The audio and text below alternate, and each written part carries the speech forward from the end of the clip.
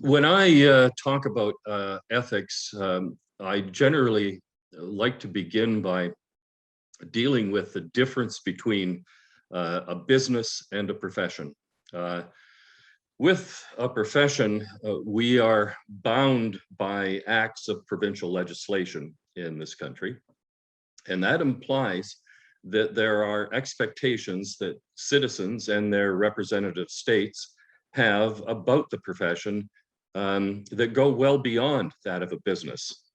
The legislation recognizes that architects have a specialized knowledge, and that knowledge has the potential to harm society. A core issue then will be the use of that knowledge for the public good. When we talk about the public good, we have to consider the conduct of those presenting themselves to the public as architects. And in turn, that conduct must be governed by a set of principles, a code of ethics. A distinction should be made here between a code of conduct and a code of ethics. For most codes in Canadian jurisdictions, they are codes of conduct. And as such, they are generally proscriptive and focused on the conduct of individual architects, the conduct with their clients, with other architects, and with the institutes or associations governing the profession. Little is said about our responsibilities to the public good. As the Engineers and Geoscientists BC Code of Ethics states, members must, quote, hold paramount the safety, health, and welfare of the public. Now, I find that a much more definite phrase than anything I have found in the codes of ethics of each jurisdiction in Canada. But because, like engineers, we are governed by specific legislation, our highest priority must be to the public. And the public has changing and expanding expectations of architects. We've taken on some of those responsibilities, and we see that with the advent of the environmental movement in the late 60s, early 70s. And further to that, the rising expectations of the public since the days of the Brundtland Report. We can also see that in the rise of corporate social responsibility. If the public is now expecting more from corporate behavior, it's certainly going to be expecting more from professional conduct. And when we think about that, we have to start thinking about emerging trends that we are seeing elsewhere in ethical conduct and codes.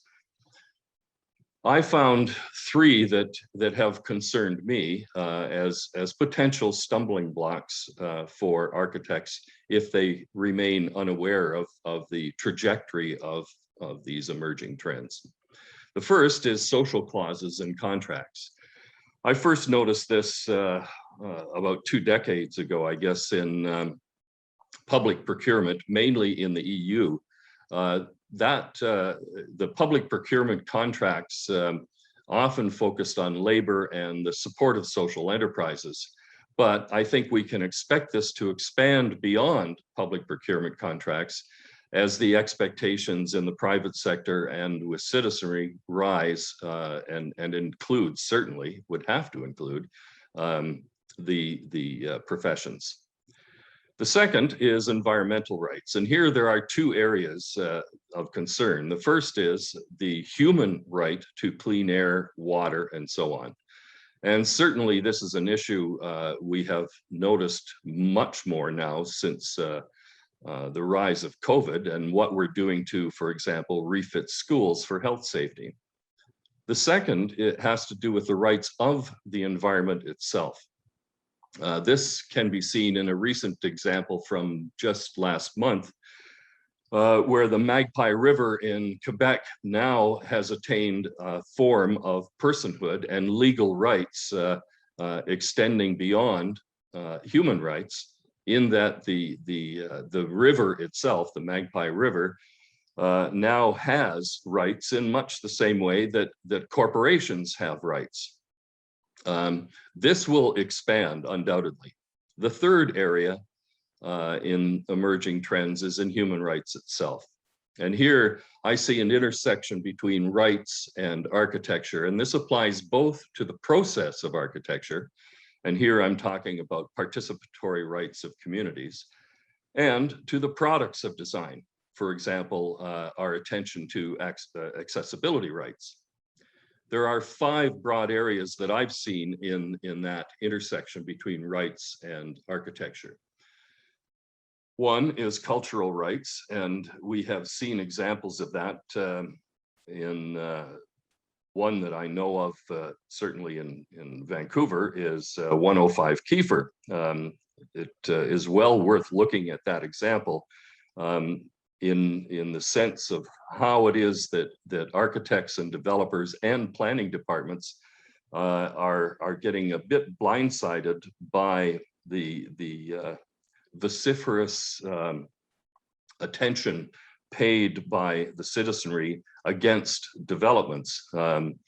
And we cannot afford to be blindsided by these things. The second is rights of access. And here, I generally think first of accessibility standards, but we have to move beyond the standards that we see in the building code, because this is also governed by discrimination standards in the Human Rights Code.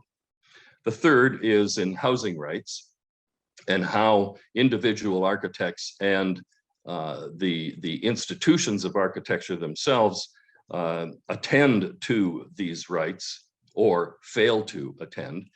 The fourth is in environmental rights, and I've talked a bit about that and the expansion of environmental rights to include the rights of nature itself. And the fifth is in labor rights, and we can see this has a lot more to do with international work. We've seen, for example, the Frank Gehry Guggenheim building in Abu Dhabi has been, a group of artists have boycotted the Guggenheim Museum because of the failure to attend to the labor rights of the people working on that site. Of course, that's not the only one. There are many, many examples now, if you look at Human Rights Watch, where architects, developers, and countries themselves have been called to account for their substandard attention to labor rights. I think all of these 3 main emerging trends are important for us to attend and expand upon as we review our professional standards and our professional ethics. Thanks.